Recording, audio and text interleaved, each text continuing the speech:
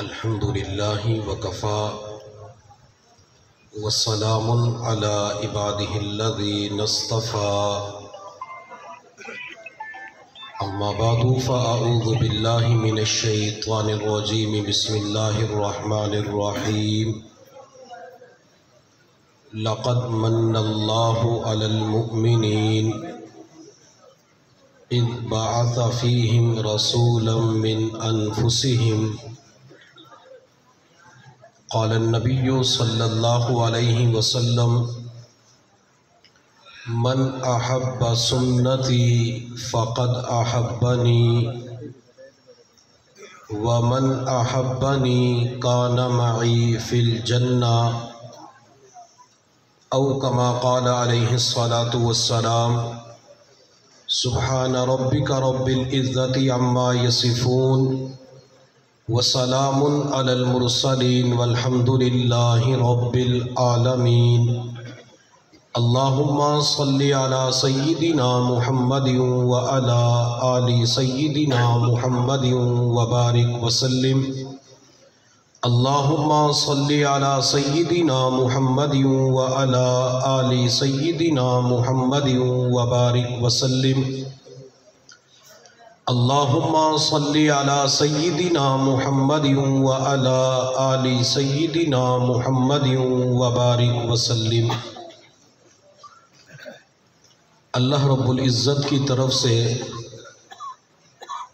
انسانوں کی ہدایت کے لیے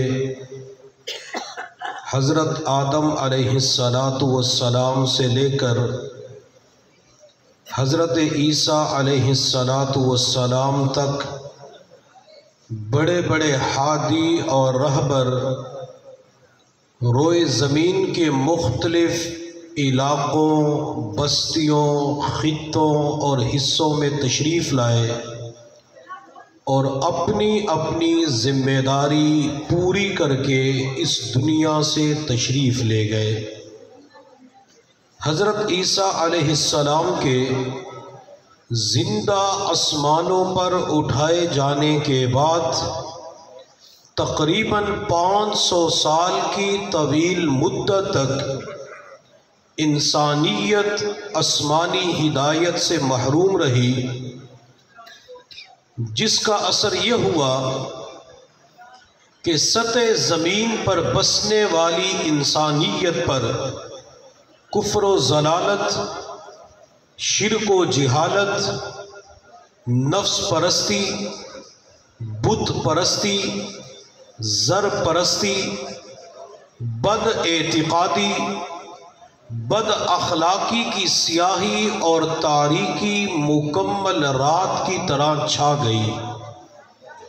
دنیا جہنم بن چکی تھی، بچیوں کو زندہ درگور کیا جاتا تھا، چھوٹی چھوٹی باتوں پر ایک دوسرے کے خون کے پیاسے بن جاتے تھے۔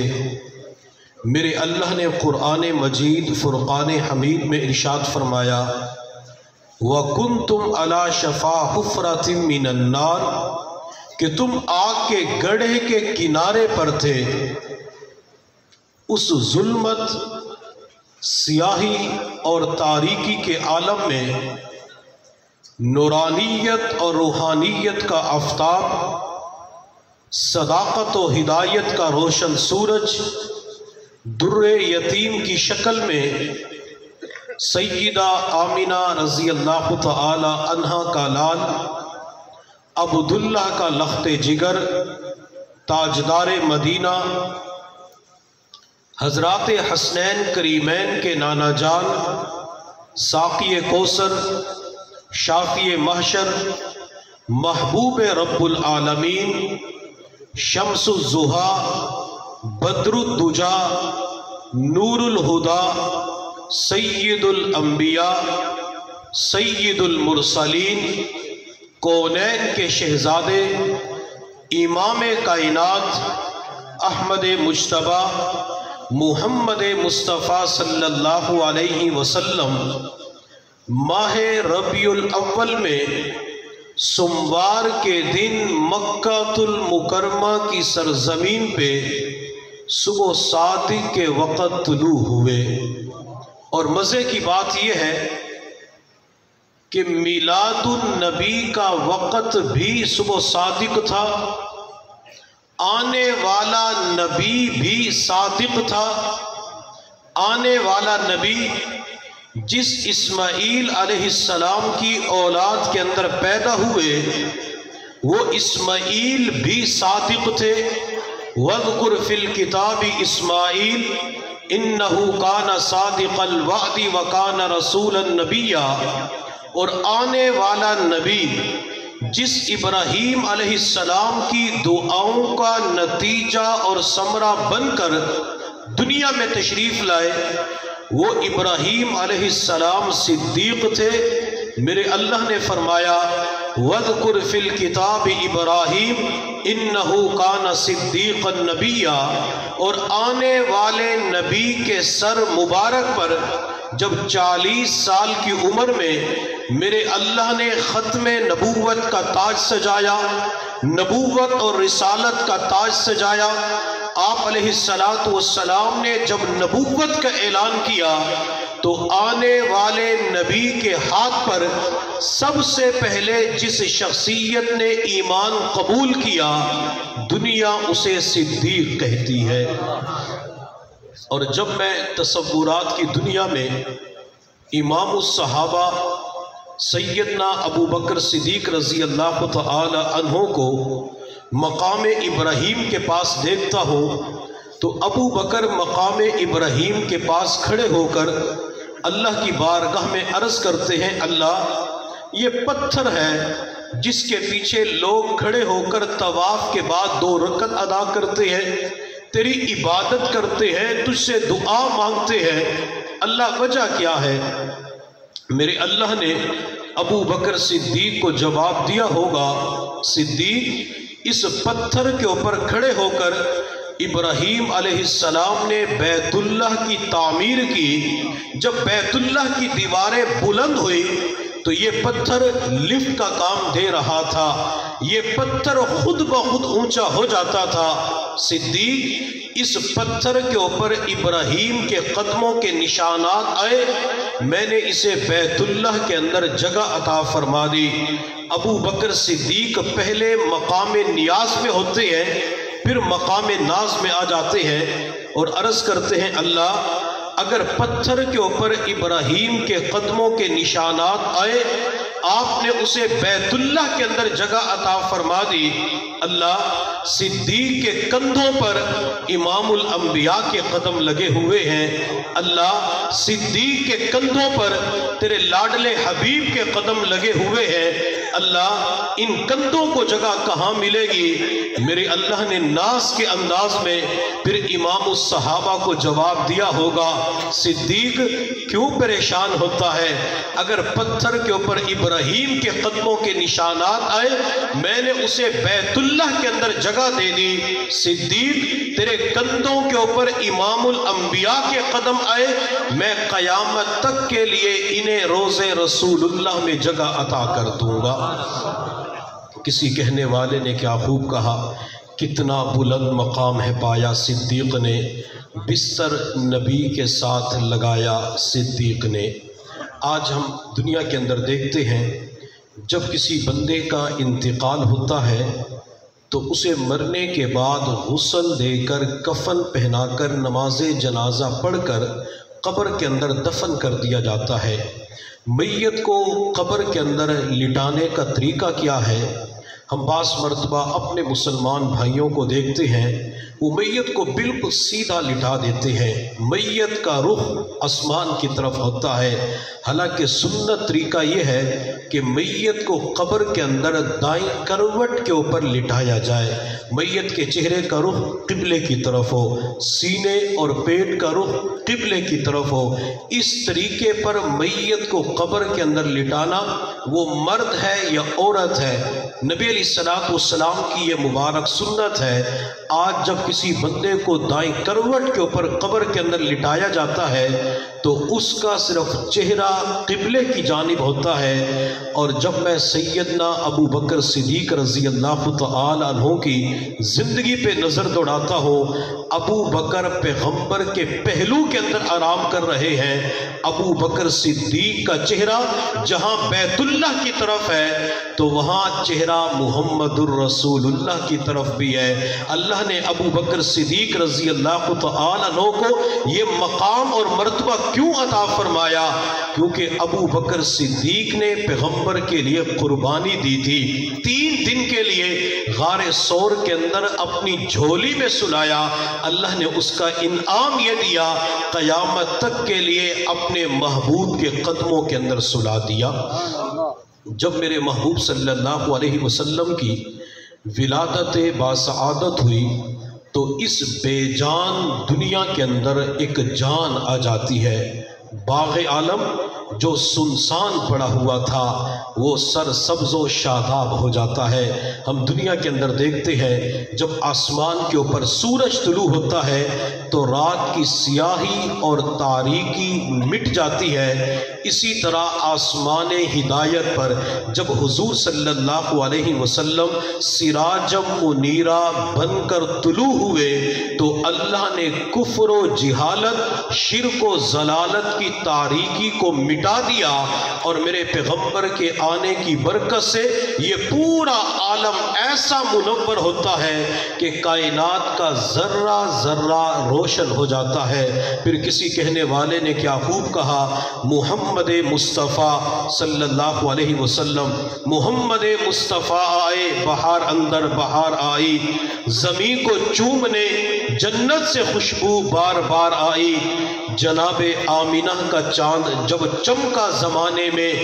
قمر کی چاندنی قدموں پہ ہونے کو نثار آئی، بڑی مایوس تھی دائی حلیمہ جب گئی مکے، مگر آئی تو لے کر 2 جہاں کا تاجدار آئی، حلیمہ 2 جہاں قربان ہو تیرے مقدر پر، تیرے غربت قدے میں رحمت پروردگار آئی، وہ آئے تو منادی ہو گئی سارے زمانے میں، بہار آئی بہار آئی بہار آئی۔ میرے پیغمبر کے آنے کی برکت سے بہار آ جاتی ہے۔ آپ علیہ السلام جب دنیا میں تشریف لائے تو میرے پیغمبر نے دنیا میں تشریف لا کر سجدہ کیا۔ میں امتی ہونے کے ناطے اپنے محبوب صلی اللہ علیہ وسلم کی خدمت میں عرض کرتا ہوں، یا رسول اللہ، یہ آپ نے ولادت باسعادت کے موقع پہ کیا کیا؟ تو میرے محبوب صلی اللہ علیہ وسلم فرماتے ہیں، میرے امتی، میں اپنے میلاد کا مقصد سمجھا رہا ہوں۔ یا رسول اللہ، میلاد کا مقصد کیا ہے؟ آپ علیہ السلام نے فرمایا، اب تم نے اپنی پیشانی در در پہ نہیں جھکانی بلکہ ایک اللہ کے سامنے جھکانی ہے۔ اور یہاں پہ ایک نکتے کی بات سمجھیں، جب میرے پیغمبر دنیا میں تشریف لائے آپ علیہ السلام نے سجدہ کیا، اور جب میرے پیغمبر دنیا سے تشریف لے جا رہے تھے، عائشہ کا حجرہ تھا، چاشت کا وقت تھا، 12 ربیع الاول کا دن تھا، میرے محبوب صلی اللہ علیہ وسلم نے اپنی امت کو ایک وصیت فرمائی، الصلاۃ الصلاۃ، میرے امتیوں نماز کا اہتمام کرنا۔ دنیا میں تشریف لائے سجدے کی حالت میں، دنیا سے تشریف لے جا رہے تھے، آپ سجدوں کی تعلیم دے رہے تھے، نماز کی تاکید فرما رہے تھے۔ اسی طرح جب قیامت کا دن ہوگا، اللہ جلال کے عالم میں ہوں گے، سورج سوا نیزے کے فاصلے پر ہوگا، زمین پیتل کی بنی ہوئی ہوگی، جسم کے اوپر لباس نہیں ہوگا، ہر بندہ اپنے گناہوں کی وجہ سے پسینے کے اندر شرابور ہوگا، آدم بھی نفسی نفسی پکار رہے ہوں گے۔ میرے محبوب صلی اللہ علیہ وسلم اس وقت اللہ کی بارگاہ میں طویل سجدہ فرمائیں گے۔ بخاری شریف کے اندر آتا ہے، کتنا سجدہ فرمائیں گے؟ جو اللہ چاہے گا لمبا سجدہ ہوگا۔ قیامت کا ایک دن مقدارہ 50,000 سنہ، 50,000 साल का एक दिन होगा। नबी अलैहिस्सलातु वस्सलाम जब रब की बारगाह में सजदा फरमाएंगे तो अल्लाह फरमाएंगे, महबूब सजदे से सर उठा, जो मांगेगा तुझे अता करूंगा। जिनकी शफाअत करेंगे आपकी शफाअत को कबूल किया जाएगा। मेरे महबूब सल्लल्लाहु अलैहि वसल्लम महशर के मैदान में सजदा करके हमें दुनिया के अंदर ये पैगाम देना चाहते हैं, मेरे उम्मतियों, अगर तुम अपने रब को मनाना चाहते हो तो जिंदगियों के अंदर नमाज का एहतिमाम किया करो। जिस हालत के ऊपर रब को जल्दी प्यार आ जाता है वो हालत होती है जब बंदा अपने रब को सजदा कर रहा होता है। मेरे अल्लाह ने सूरतुल अलग की आखिरी आयत के अंदर फरमाया कि आप सजदा करें और अपने रब का कुर्ब हासिल करें। जो मेरे पैगंबर के साथ मोहब्बत करने वाला, आप अलैहिस्सलातु वस्सलाम के साथ इश्क करने वाला, वो नमाज का एहतिमाम करने वाला होगा। मैं किसी का दिल नहीं दुखाना चाहता, सिर्फ एक बात अर्ज करना चाहता हूँ। हम बास मरतबा नौजवानों को देखते हैं जब 12 रबीउल अव्वल की रात होती है, अपनी गली के अंदर वो झंडियां लगा देते हैं, वो अपनी गली के अंदर लाइटिंग भी करते हैं, इतना गली को सजा देते हैं, लाइटिंग करते हैं, यूं लग रहा होता है जैसे सूरज तुलू हो चुका हो। ये नौजवान पूरी रात लाइटिंग करके जब रात के आखिरी पहर अपने बिस्तर के ऊपर औंधे मुंह गिरता है, हत्ता कि नींद का गलबा होता है, नींद आ जाती है, इसकी सुबह फजर की नमाज क़ज़ा हो जाती है। ये सुबह 7-8 बजे जुलूस के अंदर शरीक होकर नारा लगाता है, गुलामी रसूल में मौत भी कबूल है। वो नौजवान मुझसे न पूछे, इस इदारे के मोहतमिम से न पूछे, इस इदारे के शेखुल हदीस से न पूछे, नाज़्मे आला से न पूछे, मजमे से न पूछे, वो नौजवान अपने ज़मीर से पूछे, क्या मुझे इश्क़ रसूल में से कुछ मिला है, क्या मुझे मोहब्बत रसूल में से कुछ मिला है। उस नौजवान का ज़मीर उसे चीख चीख के कहेगा, तुझे इश्क़ रसूल में से एक कतरा भी नहीं मिला, इश्क़ रसूल के एक जर्रा भी नसीब न हुआ। अगर तू आशिक़ रसूल होता, तुझे इश्क़ रसूल नसीब होता, तो उस नमाज को कभी क़ज़ा न करता जो महबूब की आंखों की ठंडक है।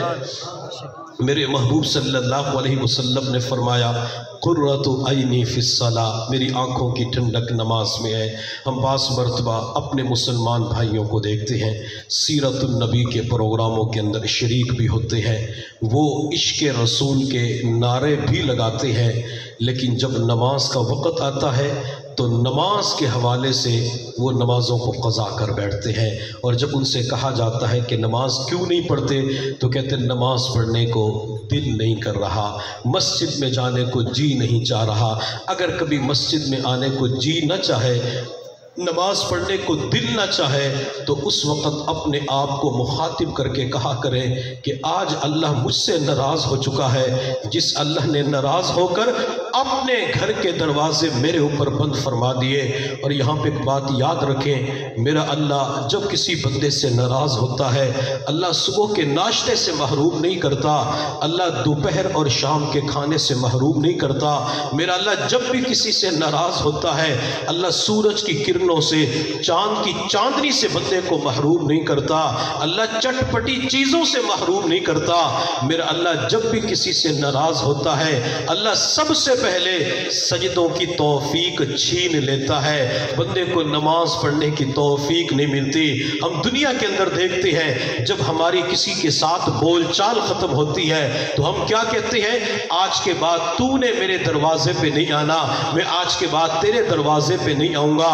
हम दुनिया वालों के ऊपर अपने घर के दरवाजे बंद करते हैं, इसी तरह अल्लाह भी नाराज होकर अपने बंदे के ऊपर सबसे पहले मस्जिद के दरवाजे को बंद फरमा देते हैं।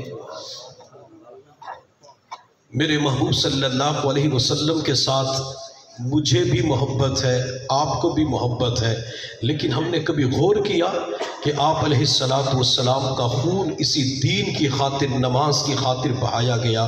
آپ علیہ الصلوۃ والسلام نماز کی حالت میں ہوتے ہیں، نماز کی حالت کے اندر کوئی خلل ڈالتا ہے تو آپ علیہ الصلوۃ والسلام اسے برداشت نہیں کر سکتے۔ میرے محبوب صلی اللہ علیہ وسلم طائف کے میدان میں تشریف لے گئے، طائف والوں نے پتھر مار مار کے آپ علیہ السلام کے جسم مبارک کو لہولہان کر دیا، نعلین مبارک خون سے بھر گئے، آپ علیہ السلام کا جسم مبارک اتنا لہولہان ہوا، اللہ نے فرشتے کو بھیجا، جاؤ میرے محبوب سے کہہ دے اگر وہ چاہیں میں طائف والوں کو دو پہاڑوں کے درمیان کچل ڈالوں۔ فرشتے نے آ کے پیغام پہنچایا، میرے پیغمبر نے اسی وقت دعا کے لیے ہاتھ اٹھا دیے، اللہم اہد قومی فإنہم لا یعلمون، اللہ میری قوم کو ہدایت دے دے، میری قوم جانتی نہیں ہے۔ میرے پیغمبر نے طائف کے میدان کے اندر اہل طائف کو بد دعا نہیں دی۔ دوسرا منظر غزوہ احد کا موقع ہے، آپ علیہ السلام صحابہ کی صفوں کو درست فرما رہے تھے، ایک ظالم نے پتھر اٹھایا، پتھر اٹھا کے میرے پیغمبر کی طرف پھینکا، وہ پتھر میرے پیغمبر کی مبارک پیشانی پہ لگا، مبارک پیشانی سے خون کا فوارہ پھوٹ پڑا۔ ایک اور ظالم نے قریب ہو کے تلوار سے وار کیا، زرہ کی کڑی رخسار مبارک کے اندر گھس گئی، آپ کے دندان مبارک شہید ہو گئے، آپ علیہ السلام کا منہ مبارک خون سے بھر گیا۔ آپ علیہ السلام اب تو بد دعا دے دیتے، لیکن نبی علیہ السلام نے بد دعا نہیں دی، صرف اتنی بات ارشاد فرمائی، کیف یفلح قوم شجوا وجہ نبیہم صلی اللہ علیہ وسلم، وہ قوم کیسے کامیاب ہو سکتی ہے جس قوم نے اپنے نبی کا چہرہ خون آلود کر دیا۔ یہاں بھی بد دعا نہیں دی۔ غزوہ خندق کا موقع ہے، آپ علیہ السلام کو پتہ چلا کہ کفار مکہ آس پاس کے قبائل کے ساتھ مل کر بہت بڑا لشکر تیار کر چکے ہیں اور مدینہ کے اوپر حملہ کرنے کا ارادہ رکھتے ہیں۔ میرے پیغمبر نے صحابہ سے مشورہ کیا، سلمان فارسی نے مشورہ دیا کہ مدینہ کی چند اطراف میں خندق کھودی جائے۔ آپ علیہ السلام نے خندق کھودنے کا حکم دے دیا کہ خندق گہری اتنی ہو کہ کوئی بندہ اتر کے چڑھ نہ سکے، چڑھائی اتنی ہو گھوڑا چھلانگ لگا کے پار نہ ہو سکے۔ دن رات ایک کر کے خندق کی کھدائی ہو رہی تھی، آپ بھی بنفس نفیس حصہ لے رہے تھے، حتیٰ کہ کفار مکہ پہنچ جاتے ہیں۔ مقابلہ شروع ہوا، تیروں کی بوچھاڑ شروع ہوئی، حتیٰ کہ مقابلہ اتنا سخت تھا کہ آپ علیہ السلام عصر کی نماز نہ پڑھ سکے، آپ کی عصر کی نماز قضا ہو گئی۔ میرے پیغمبر نے آسمان کی طرف دیکھا، سورج غروب ہو چکا تھا، آپ کا چہرے انور سرخ ہو گیا۔ میرے محبوب صلی اللہ علیہ وسلم نے عجیب بد دعا دی، اے اللہ ان کے گھروں کو آگ سے بھر دے، اللہ ان کے پیٹوں کو آگ سے بھر دے، اللہ ان کی قبروں کو آگ سے بھر دے۔ میں امتی ہونے کے ناطے اپنے پیغمبر کی خدمت میں عرض کرتا ہوں، یا رسول اللہ اتنا جلال، یا رسول اللہ اتنا غصہ، آپ نے تو طائف کے میدان کے اندر بد دعا نہیں دی، آپ کا جسم مبارک لہولہان کر دیا گیا، احد کے میدان میں آپ کے دندان شہید کر دیے گئے، آپ نے بد دعا نہیں دی، یہاں بد دعا کیوں دیتے ہیں؟ میرے محبوب صلی اللہ علیہ وسلم فرماتے ہیں، طائف کے میدان میں میرا خون بہایا گیا، احد کے میدان میں میرے دندان شہید کیے گئے، لیکن یہاں تو میرے رب کا حکم ٹوٹ چکا ہے، ان لوگوں نے مجھے نماز نہیں پڑھنے دی، اور جو میری نماز میں خلل ڈالتا ہے تو میں برداشت نہیں کر سکتا۔ مکہ مکرمہ کا واقعہ ہے، آپ علیہ السلام بیت اللہ کے سامنے لمبا سجدہ کیا کرتے تھے، ایک مرتبہ سجدے کی حالت میں تھے، مکہ کے بڑے بڑے سردار ابو جہل، عتبہ، شیبہ، ولید، عقبہ بن ابی معیط، یہ بدبخت وہاں پہ موجود تھے۔ تو ابو جہل نے میرے پیغمبر کی طرف اشارہ کر کے کہا، یہ ہمارے سامنے لمبا سجدہ کرتا ہے کوئی تم میں سے ایسا شخص جو چلا جائے اور مکہ کے اطراف میں جو اونٹنیاں ذبح ہو چکی ہیں، یہ بخاری شریف کی روایت ہے، ابو جہل نے کہا جائے مکہ کے اطراف کے اندر اونٹنیوں کی اوجڑیاں اور بچہ دانیاں اٹھا کے لے آئے اور اس شخص کے کندھے پہ ڈال دے۔ اس نے میرے پیغمبر کی طرف اشارہ کیا، عقبہ بن ابی معیط بدبخت اٹھا اور چلا گیا، مکہ کے اطراف میں جو اونٹنیاں ذبح ہو چکی تھی ساری گندگیاں اٹھا کے لے آیا۔ میرے پیغمبر ابھی سجدے کی حالت میں تھے، اس بدبخت نے وہ ساری گندگی میرے پیغمبر کی مبارک پیٹھ کے اوپر ڈال دی، آپ علیہ السلام کے نازک بدن کے اوپر گرا دی، آپ علیہ السلام کے خوشبودار معطر بدن کے اوپر وہ گندگی گرا دی۔ میرے پیغمبر کے لیے سجدے سے سر اٹھانا مشکل ہو گیا، آپ سر نہ اٹھا سکے۔ میرے محبوب صلی اللہ علیہ وسلم کی لخت جگر جب وہاں پہ پہنچی، انہوں نے ابا جان کی حالت کو دیکھا تو ان کی آنکھوں میں آنسو آ گئے، رو کر مکہ کے سرداروں سے کہنے لگی، او مکہ کے سرداروں، میرے ابا کے ساتھ یہ ظلم کیوں کیا جاتا ہے؟ کبھی ان کے راستے میں کانٹے بچھائے جاتے ہیں، کبھی انہیں جادوگر کہا جاتا ہے، آج تو تم نے ظلم کی انتہا کر دی۔ میرے والد سجدے کی حالت میں تھے، رب سے مناجات کر رہے تھے، تم نے سجدے کی حالت میں بھی معاف نہ کیا۔ مکہ والو، کب تک میرے ابا کے اوپر ظلم کرتے رہو گے؟ آپ علیہ السلام کی لخت جگر آگے بڑھی، اپنی نازک انگلیوں کے ساتھ اس گندگی کو دور کیا۔ میرے پیغمبر نے سجدے سے سر اٹھایا، چہرے انور سرخ ہو چکا تھا، آپ نے آسمان کی طرف دیکھا، میرے پیغمبر کی زبان سے پھر بددعا نکل جاتی ہے، اللہم علیک بی ابی جہل، اللہم علیک بی عتبہ، اللہم علیک بی شیبہ، اللہم علیک بی عقبہ ابن ابی معیط۔ اللہ ابو جہل کو پکڑ لے، اللہ عتبہ کو پکڑ لے، اللہ شیبہ کو پکڑ لے، اللہ ولید کو پکڑ لے، اللہ عقبہ بن ابی معیط کو پکڑ لے۔ میں امتی ہونے کے ناطے اپنے پیغمبر کی خدمت میں عرض کرتا ہوں، یا رسول اللہ، بیت اللہ کے سامنے مقام ابراہیم کے پاس آب زمزم کنویں کے قریب اتنی بڑی بددعا دے دی، وجہ کیا ہے؟ میرے پیغمبر فرماتے ہیں، میں نماز پڑھ رہا تھا، میں سجدے کی حالت میں تھا، ان لوگوں نے مجھے نماز نہیں مکمل کرنے دی، اور جب کوئی میری نماز میں خلل ڈالتا ہے تو میں محمد برداشت نہیں کر سکتا۔ نبی علیہ السلام مدینہ المنورہ میں تھے، مصلی کے اوپر کھڑے ہو چکے تھے، پیچھے تکبیر کہی جا چکی تھی، آپ علیہ السلام نے یوں پیچھے مڑ کے دیکھا تو نمازیوں کی تعداد کم تھی۔ میرے پیغمبر صلی اللہ علیہ وسلم جلال میں آئے اور آپ علیہ السلام نے فرمایا، میرے صحابہ، میرا جی چاہتا ہے مصلی کے اوپر کسی اور بندے کو کھڑا کر دوں، چند نوجوانوں کو ساتھ لے لوں اور ان لوگوں کے گھروں کو جا کے آگ لگا دوں جو گھروں کے اندر نماز پڑھتے ہیں، مسجد میں نماز پڑھنے کے لیے نہیں آتے، لیکن کیا کروں، گھروں کے اندر بچے ہوتے ہیں، جانور ہوتے ہیں، آگ لگانے کو جی چاہتا ہے، بچوں اور جانوروں کی وجہ سے آگ نہیں لگا سکتا۔ میرے استاد محترم حضرت مولانا پیر حبیب اللہ صاحب دامت برکاتہ العالیہ فرماتے ہیں کہ حضور صلی اللہ علیہ وسلم نے اس دنیا کے اندر جس چاہت اور تمنا کا اظہار کیا، اللہ نے محبوب کی چاہت کو پورا فرما دیا۔ محبوب کی چاہت یہ تھی جو مسجدوں کے اندر نماز پڑھنے کے لیے نہیں آتے یا بالکل ہی نماز کا اہتمام نہیں کرتے، میں ان کے گھروں کو جا کے آگ لگا دوں۔ آج ان گھروں کو آگ لگ چکی ہے جس گھر کے اندر مرد نماز نہیں پڑھتے، خواتین نماز نہیں پڑھتی، نوجوان بچیاں نماز نہیں پڑھتی۔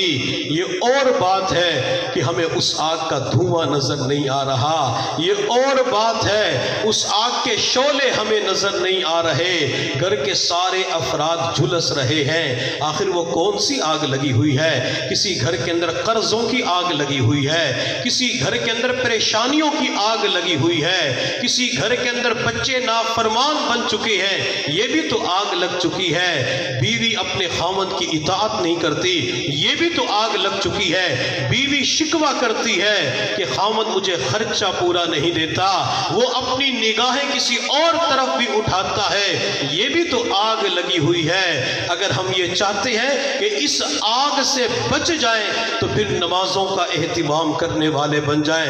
मैं मर्दों से भी दरख्वास्त करूंगा, दूर बैठी ख़वातीन से भी दरख्वास्त करूंगा कि वो नमाजों का एहतिमाम किया करें, नमाजों का शौक़ अपने अंदर पैदा करें। जब हमारी ज़िंदगियों के अंदर नमाजों का एहतिमाम आएगा तो यूँ समझ लें कि हमने अपने पैगम्बर की आंखों को ठंडक पहुँचा दी। एक अल्लाह वाले फरमाया करते थे, कायनात की तमाम मखलूक़ात अल्लाह रब्बुल इज़्ज़त का शुक्र अदा करती है। इंसान रोज़ाना अल्लाह का शुक्र अदा करता है, अल्लाह तेरा शुक्र है तूने मुझे इंसान बनाया, जानवर नहीं बनाया। जानवरों में से घोड़ा रोज़ाना अल्लाह का शुक्र अदा करता है, अल्लाह तेरा शुक्र है तूने मुझे घोड़ा बनाया, गधा नहीं बनाया। और गधा रोज़ाना अल्लाह का शुक्र अदा करता है, अल्लाह तेरा शुक्र है तूने मुझे गधा बनाया, कुत्ता नहीं बनाया। और कुत्ता रोज़ाना अल्लाह ताला का शुक्र अदा करता है, अल्लाह तेरा शुक्र है तूने मुझे कुत्ता बनाया, खिंजीर नहीं बनाया। और खिंजीर रोज़ाना अल्लाह का शुक्र अदा करता है, अल्लाह तेरा शुक्र है तूने मुझे खिंजीर बनाया लेकिन बेनमाजी इंसान नहीं बनाया। मैं और आप अपनी ज़िंदगी पे गौर करें। अल्लाह ने मेरे और आपके बारे में फ़रमाया, वलक़द करमना बनी आदम, हमने इंसान को इज़्ज़त अता फ़रमाई है। तमाम मखलूक़ात के अंदर इंसान को अशरफुल मखलूक़ात बनाया गया। यही इंसान जब नमाज का एहतिमाम नहीं करता, वो खिंजीर भी खुश हो रहा होता है कि अल्लाह तेरा शुक्र है खिंजीर बना दिया, सूअर बना दिया, लेकिन बेनमाजी इंसान नहीं बनाया। हम नमाज़ों का एहतिमाम करें ताकि नमाज़ों की बदौलत अल्लाह का क़ुर्ब हासिल कर लें। मेरे महबूब सल्लल्लाहु अलैहि वसल्लम के पास एक शख्स आया, उसने आके कहा, या रसूल अल्लाह सल्लल्लाहु अलैहि वसल्लम, मेरा एक ऊँट है, वो कई अरसे से मेरे घर में है, मैं उसके चारे पानी का इंतज़ाम करता हूँ, उसके ऊपर ताकत से ज़्यादा वज़न और बोझ भी नहीं रखता, लेकिन चंद दिन हो चुके हैं मेरा ऊँट रात के वक़्त दर्दनाक गमनाक आवाज़ें निकालता है, मुझे सोने नहीं देता। मेरे महबूब सल्लल्लाहु अलैहि वसल्लम ने फरमाया, जा अपने ऊँट को लेके आ। चूँकि ये वो अदालत थी जहाँ पे मुद्दई और मुद्दा अलैह दोनों की बातों को सुनकर फैसला किया जाता था। आप अलैहिस्सलाम ने इरशाद फरमाया, वो शख्स चला गया, थोड़ी देर के बाद ऊँट लेकर मेरे पैगम्बर की खिदमत में हाजिर हुआ। वो ऊँट अपनी गर्दन झुकाकर मेरे पैगम्बर के सामने बैठ गया। आप अलैहिस्सलाम ने फरमाया, ऊँट तेरा मालिक तेरी शिकायत कर रहा था, वो तेरे चारे पानी का बर वक़्त इंतज़ाम करता है, तेरे ऊपर तेरी ताकत से ज़्यादा वज़न भी नहीं रखता, लेकिन तू रात के वक़्त अपने मालिक को सोने क्यों नहीं देता। तो ऊँट को मेरे अल्लाह ने गोयाई अता फरमाई। ऊँट कहने लगा, या रसूल अल्लाह, मेरा मालिक बहुत अच्छा है, मैं कई अरसे से इनके घर में हूँ, मेरे चारे पानी का भी इंतज़ाम करता है। आजकल मेरे मालिक का खेतों के अंदर काम बढ़ चुका है, जब ये शाम के वक़्त वापस लौटता है इसका पूरा जिस्म थकावट से चूर चूर होता है। ये मगरिब की नमाज़ पढ़ के खाना खाकर इस नीयत के साथ लेट जाता है कि इशा की नमाज के लिए दोबारा उठूंगा, लेकिन अल्लाह के नबी इसकी आंख नहीं खुलती। इशा का वक़्त गुजर रहा होता है, मुझे उस वक़्त डर लगता है अगर मेरे मालिक की इशा की नमाज क़ज़ा हो गई और क़यामत के दिन अल्लाह ने मुझसे पूछ लिया, ऊँट तेरे सामने मेरा बंदा तेरा मालिक इशा की नमाज पढ़े बगैर सोया था, तूने उसे उठाया क्यों नहीं, तूने उसे जगाया क्यों नहीं। या रसूल अल्लाह, मैं अल्लाह के खौफ की वजह से दर्दनाक आवाज़ें निकालना शुरू कर देता हूँ ताकि मेरा मालिक बेदार हो जाए, इशा की नमाज पढ़ ले। या रसूल अल्लाह, मेरे मालिक से पूछ ले, जब ये इशा की नमाज पढ़ लेता है फिर मैं अपने मालिक को तंग नहीं करता। जी हाँ, हमारे घरों के अंदर जो जानवर होते हैं, किसी घर के अंदर बकरी होती है, किसी घर के अंदर गाय और भैंस होती है। इन जानवरों को पता होता है, अगरचे बेजुबान होते हैं, बोल नहीं सकते कि मेरा मालिक नमाज पढ़ता है या नहीं पढ़ता, मेरी मालकन नमाजी है या बेनमाजी है। इसलिए हमें नमाजों का एहतिमाम करना चाहिए। और मुझे तो ये वाक़या पढ़ के डर लगता है, जब क़यामत का दिन होगा जानवर भी अल्लाह की बारगाह में पेश होंगे। ये जानवर अल्लाह की बारगाह में कहेगा, अल्लाह ये आपका अजीब बंदा है, मेरी खिदमत तो कई मर्तबा किया करता था लेकिन आपके सामने सर नहीं झुकाया करता था। अगर जानवर क़यामत के दिन बंदे के खिलाफ बोल पड़ा, बंदा अल्लाह को जवाब भी नहीं दे सकेगा। और यहाँ पे एक बात और समझ ले, आज जब परेशानी आती है तो हर बंदे का जहन काले इल्म की तरफ चला जाता है, जहन जिन्नात और जादू की तरफ जाता है, दिमाग काम नहीं करता, हाफ़ज़ा कमज़ोर हो जाता है। तो कहते लगता यह है कि किसी ने कुछ करवा दिया। ये किसी ने कुछ करवाया नहीं होता, नमाज को छोड़ने का वबाल और नुकसान होता है।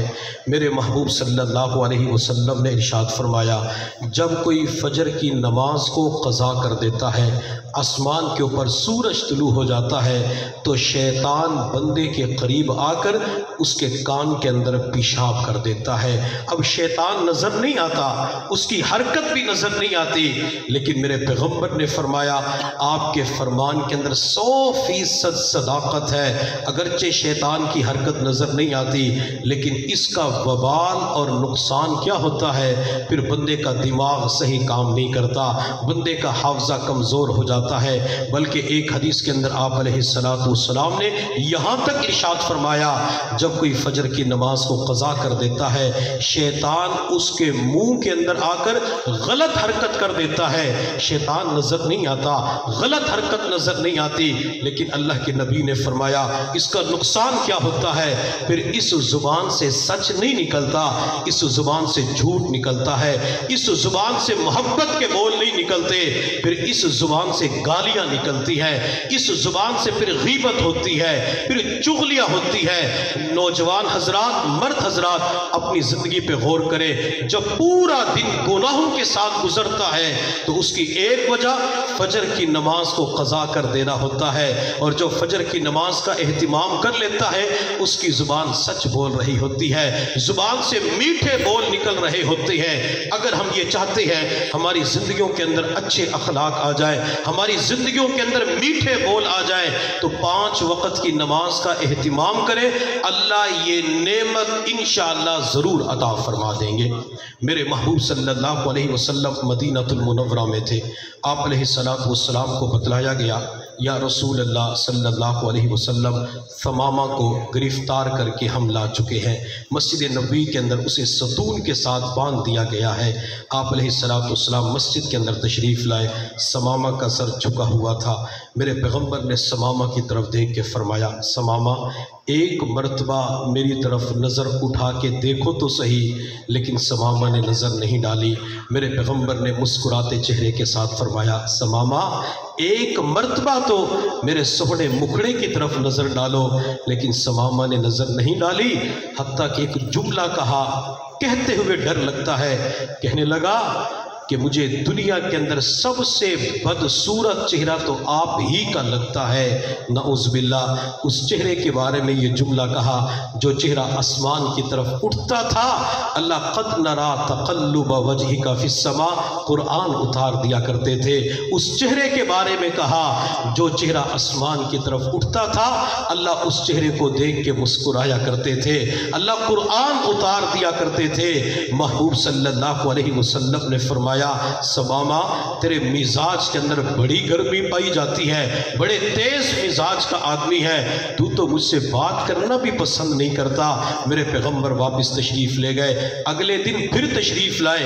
आप अलैहिस्सलातु वस्सलाम ने फरमाया, एक मर्तबा नजर उठा के देखो तो सही, एक मर्तबा जमाले मोहम्मद को देखो, एक मर्तबा हुस्ने मुस्तफ़ा का नजारा करो। लेकिन समामा ने नजर नहीं उठाई। जो कल जवाब दिया था था, आज फिर वही जवाब दे दिया। मेरे पैगम्बर वापस तशरीफ़ ले गए। तीसरे दिन फिर तशरीफ़ लाए। आप अलैहिस्सलातु वस्सलाम ने फरमाया, एक मरतबा नज़र उठा के देखो तो सही। नज़र नहीं उठाई। आप अलैहिस्सलातु वस्सलाम ने सहाबा से फरमाया, इसकी रस्सियाँ खोल दो, इसे आज़ाद कर दो, मदीना की सरहद पे इज्जत के साथ छोड़ के आओ, ये अपने इलाके का गवर्नर भी है। मेरे पैगम्बर ने छोड़ दिया। समामा फरमाते हैं, मैं जो ही मस्जिद नबी से बाहर निकला, मैंने दौड़ लगाई तो अचानक मेरे दिल के अंदर ख्याल आया, समामा 3 दिन तक तुम्हारी वो मिन्नत करता रहा लेकिन तूने नजर उठा के नहीं देखा। समामा कितना हौसले वाला है, कितना हिल्म और बर्दाश्त वाला है। समामा जाते हुए एक नजर तो डाल लो। हजरत समामा फरमाते, मैंने दौड़ते हुए पीछे मुड़कर नबी अलैहिस्सलातु वस्सलाम के वद्दुहा वाले चेहरे को देखा, चमकते दमकते रोशन चेहरे को देखा। समामा फरमाते हैं, मैं दौड़ तो आगे की तरफ रहा था लेकिन मेरा दिल मोहम्मद की तरफ जा रहा था। समामा भागते हुए गए, हत्ता कि जितनी रफ्तार से भागते हुए गए थे उससे दुगनी रफ्तार से वापस पलट के आए। मेरे पैगंबर सल्लल्लाहु अलैहि वसल्लम के सामने आके खड़े हो गए। आप अलैहिस्सलातु वस्सलाम की नजर पड़ी। मेरे पैगंबर ने फरमाया, समामा मैंने तो आपको छोड़ दिया था, वापस पलट के क्यों आ गए? समामा ने अजीब जवाब दिया, अल्लाह के नबी, छोड़ा तो उस वक्त था जब मैंने आपके चेहरे अनवर को नहीं देखा था। अब तो मैंने चेहरे को देखा, आपके चेहरे को देखकर मैं आपकी जुल्फों का असीर हो गया हूँ। आप मुझे कलमा पढ़ाकर मुसलमान कर दीजिए।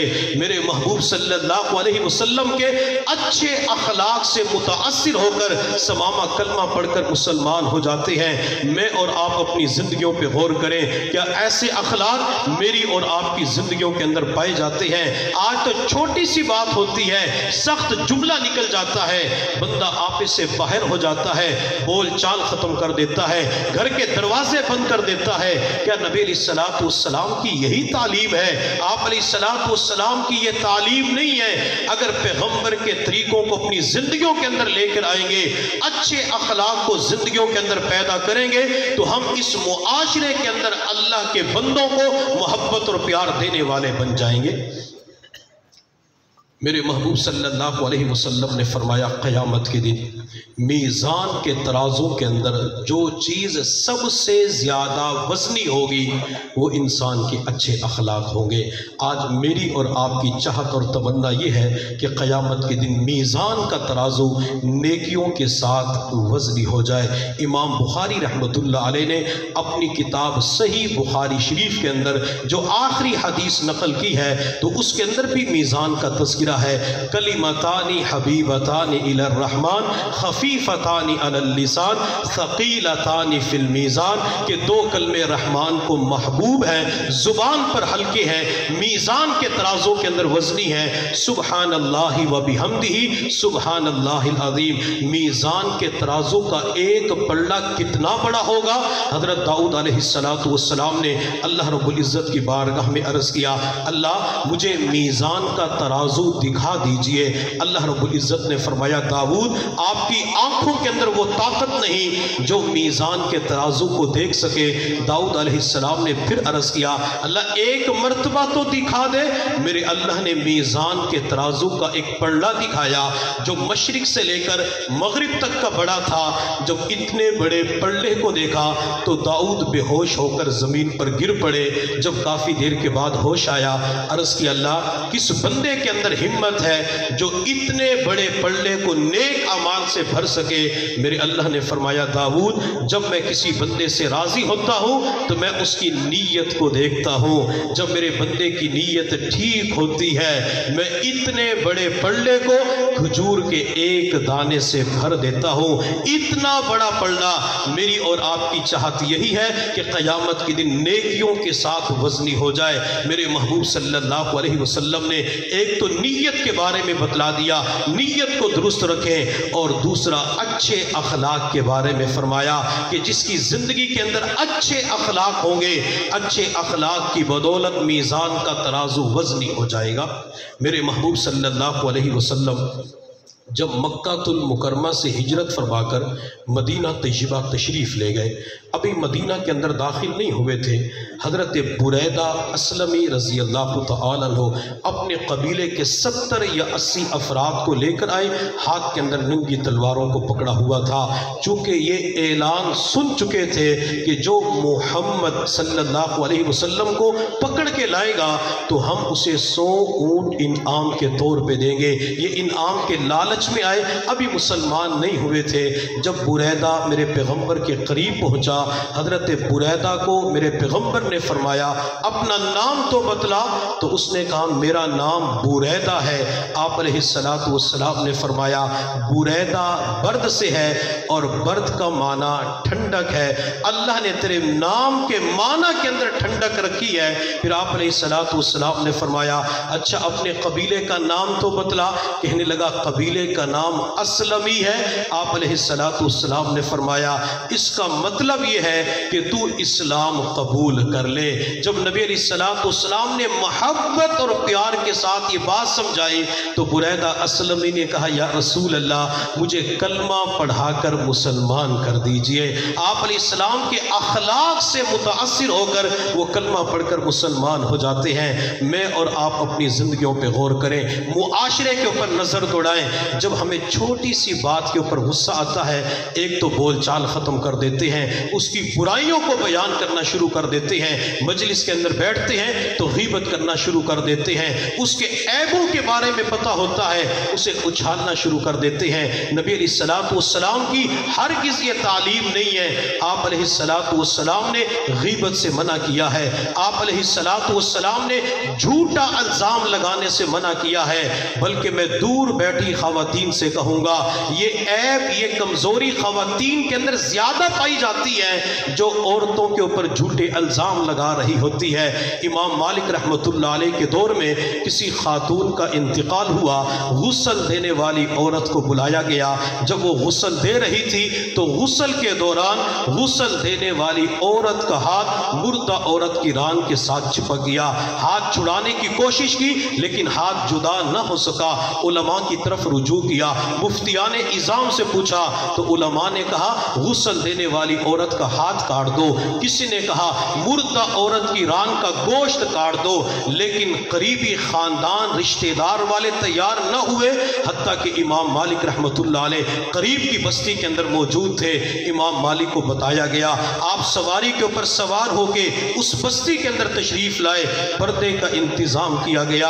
آپ نے پردے کے پیچھے بیٹھ کر غسل دینے والی عورت سے پوچھا جب تو غسل دے رہی تھی زبان سے کوئی جملہ تو نہیں کہا؟ غسل دینے والی عورت کہنے لگی حضرت جب میری خوبصورت جسم کے اوپر نظر پڑی تو میری زبان سے جملہ نکل گیا کہ اس عورت کے فلاں مرد کے ساتھ ناجائز تعلقات تھے۔ امام مالک رحمۃ اللہ علیہ نے فرمایا کیا تو نے اپنی آنکھوں سے دیکھا تھا؟ حضرت میں نے نہیں دیکھا۔ امام مالک نے فرمایا تو نے ہاتھ ملاتے ہوئے دیکھا، تو نے تنہائی کے اندر گفتگو کرتے ہوئے دیکھا، تو نے غیر حالت کے اندر دیکھا؟ حضرت نہیں دیکھا، بس میری زبان سے جملہ نکل گیا۔ امام مالک رحمۃ اللہ علیہ نے فرمایا او خدا کی بندی، تو نے مرنے کے بعد بھی اپنی بہن کو معاف نہ کیا، مرنے کے بعد بھی تو نے جھوٹا الزام لگا دیا۔ امام مالک رحمۃ اللہ علیہ نے جلاد کو بلایا اور فرمایا غسل دینے والی عورت کو 80 کوڑے مارو۔ 70 کوڑے مارے گئے، ہاتھ جدا نہیں ہوا۔ 75 کوڑے مارے گئے، ہاتھ جدا نہیں ہوا۔ جب 80واں کوڑا مارا گیا تو ہاتھ خود بخود جدا ہو گیا۔ تو کسی نے امام مالک سے پوچھا حضرت اس کے اندر راز کیا ہے؟ امام مالک رحمۃ اللہ علیہ نے فرمایا شریعت مطہرہ کے اندر جھوٹا الزام لگانے کی سزا 80 کوڑے ہے۔ جب تک اس عورت کو 80 کوڑوں کی سزا نہ ملتی تو اس عورت کا ہاتھ ہرگز جدا نہ ہوتا۔ ہم اپنی زندگیوں پہ غور کریں، معاشرے کے اوپر نظر دوڑائیں، چھوٹی چھوٹی باتوں کی وجہ سے کتنے بڑے الزامات لگائے جاتے ہیں، ہم اس سے اجتناب کریں، اپنی زندگیوں کے اندر اچھے اخلاق لے کے آئیں۔ اللہ رب العزت کی بارگاہ میں دعا ہے اللہ تعالی ہمیں اچھے اخلاق اپنانے کی توفیق عطا فرمائے۔ وآخر دعوانا ان الحمد للہ رب العالمین۔